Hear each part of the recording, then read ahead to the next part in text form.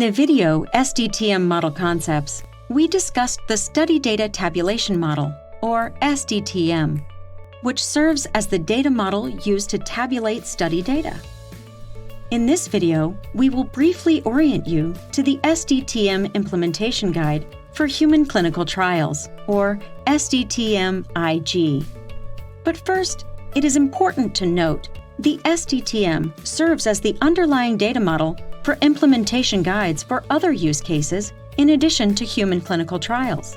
These guides, which will be discussed in other videos, include the SEND Implementation Guide for non-clinical studies, the Medical Devices Implementation Guide for devices under study, among others. Furthermore, therapeutic area user guides build on additional data models that will also be discussed in other videos. SDTM-IG guides users on the organization, structure, and format of standard clinical study tabulation datasets for interchange between organizations or to be submitted to a regulatory authority. Together, the SDTM and SDTM-IG serve as a map that orients you on how your data fits into the standard. As discussed in the SDTM Model Concepts video, the data model is organized at the highest level by observation class, for example, interventions, events, or findings. The fundamental unit of the SDTM-IG is the domain. Domains are also organized by observation class.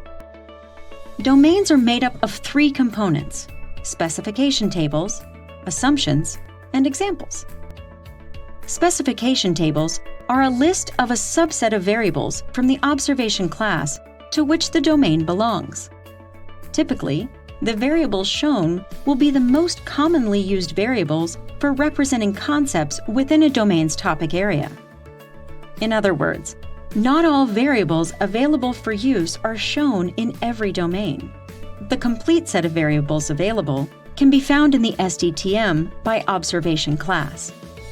All domains are described in a domain table, and each is laid out the same way.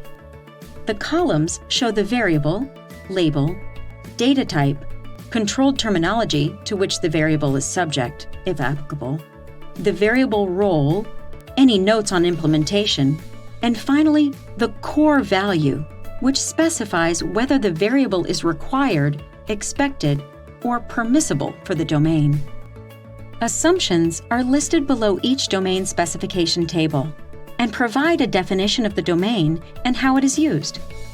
Assumptions may provide further instruction on which concepts should or should not be represented in the domain, and may provide direction on how specific variables should be used in various use cases. The assumptions should always be reviewed before attempting to implement the domain.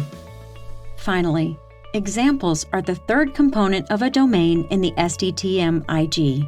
Examples typically include a brief narrative that explains the concept the example illustrates.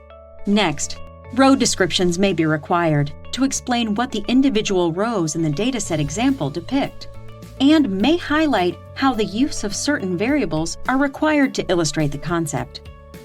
Finally, the dataset example shows how to implement the domain for the concept or concepts described. Be aware that more complex concepts may require the use of more than one domain to fully illustrate them. This video has given you a brief look at the elements of an implementation guide and an introduction to the SDTM Implementation Guide. We hope this helps you as you begin your journey with CDISC standards.